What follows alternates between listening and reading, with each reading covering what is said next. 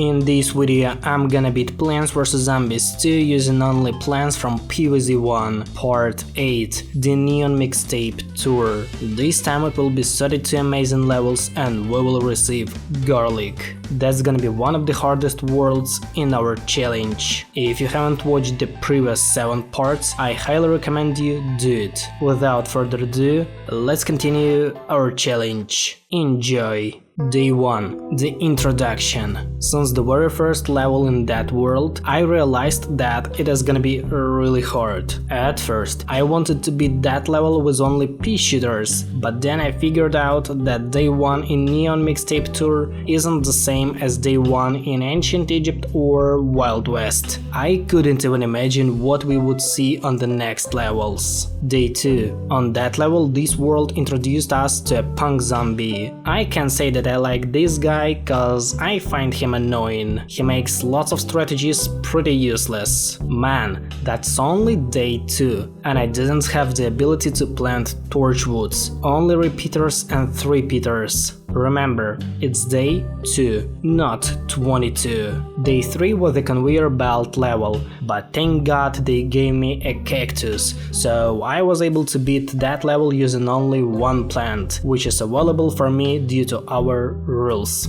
Day 4. That level was beaten with repeaters and torchwoods. Weak plants such as pea shooters, cabbage pulls or kernel pulls are no longer useful for us. They won't stop that horde of zombies. On Day 5 I had to defend fat beets and walnuts. Punk zombies did a good work for us by punching those plants right to the beginning of the lawn. At least at that level, my defense strategy didn't collapse. Day 6 was a conveyor belt level, which is unbeatable without the PVZ2 plants. But that's not the main point. The real problem with which we stuck here for the first time is called Glitter Zombie. She makes all the zombies behind her undefeatable, and that's a huge problem.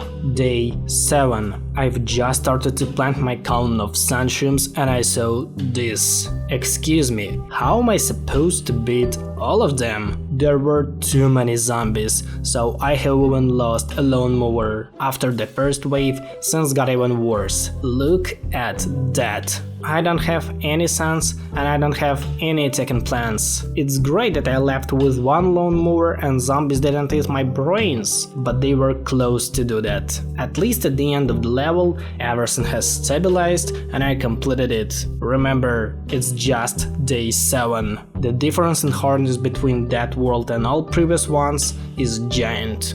Day 8. The level began with a rush of punk zombies, but my new best friend called Magnetshroom saved the entire lawn from collapse. That dude was a real discovery for me. Without him, that journey wouldn't be as good as it was. At that level, I decided that the Wintermelon strategy could work pretty well. Guess what? It did. Wintermelon is one of the best plants in the Neon Mixtape Tour. His only problem is the price. I don't have so much time to save some sun to buy him.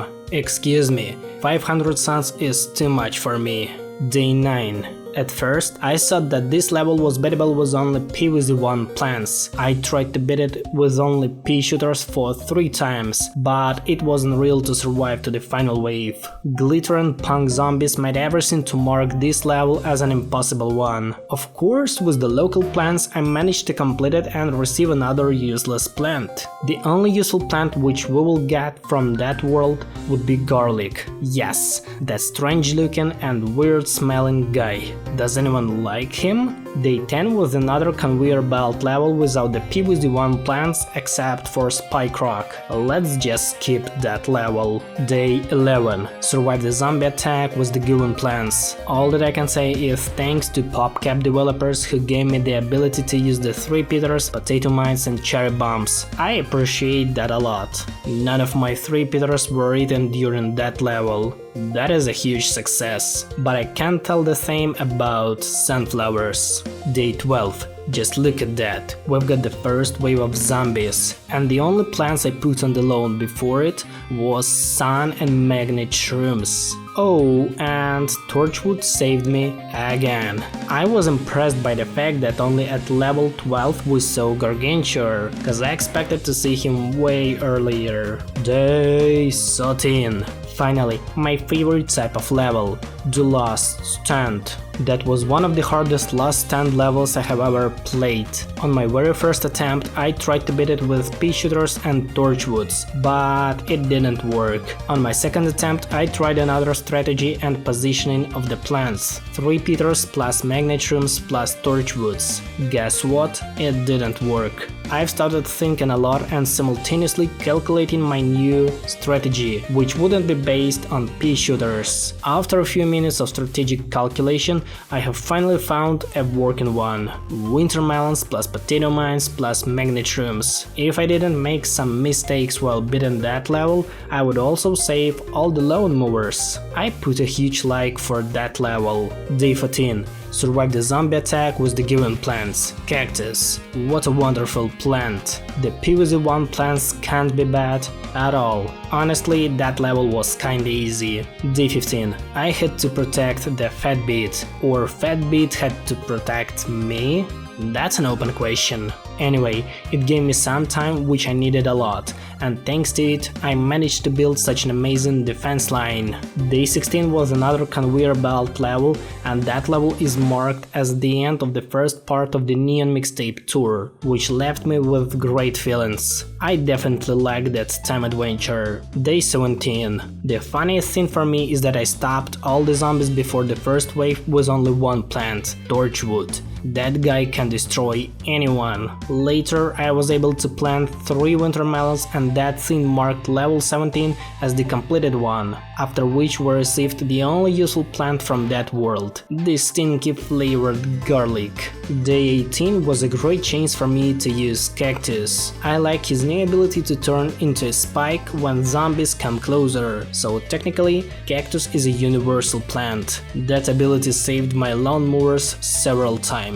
Day 19 was a conveyor belt level, on which we had a chance to use the electric blueberry. In my opinion, it doesn't deserve to be a premium plant, even Time Warp deserves it more than electric blueberry. Day 20 was special because we rented a hypno shroom. That guy was really useful during the whole level, cause I needed some plant to stop all the zombies. Thanks to it, I had the ability to plant winter melons and destroy everyone who has left on the lawn.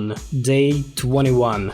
To say the least, that was a pretty hard level. I spent 5 attempts before successfully beating that day. The main problem was those weird flowers. I tried different tactics and different plans, but none of them worked. But in the end, I managed to complete it using torchwood, repeaters and fume shrooms with walnuts. That world feels really challenging. Day 22 was a typical conveyor belt level. Nothing special happened during it except the first appearance of funny pixel zombies in the game. I like them a lot. On day 23 I was able to prepare a good defense line, so none of the zombies could reach not only the lawnmowers but sunshrooms as well.